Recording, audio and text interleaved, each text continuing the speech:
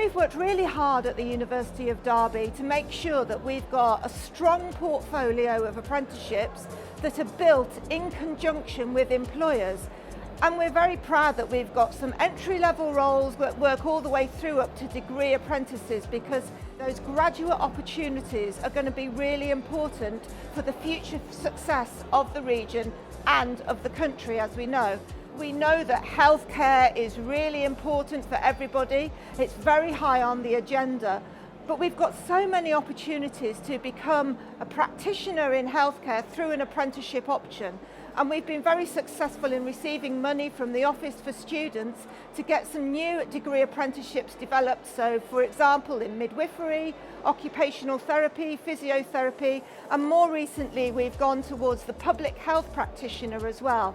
We've got over 350 roles in the NHS, so there is usually a job for everyone out there. So it's a benefit to us to be able to say, come on in, see what we've got, and to grow our own. We will give them the confidence to apply, we will support them along the way, and by the end of it we will be really proud and celebrate their achievement. I'm a registered nursing associate and I completed my apprenticeship course nearly a year ago through Derby University. So you get experience throughout the community and hospitals, and then obviously earning while you're learning.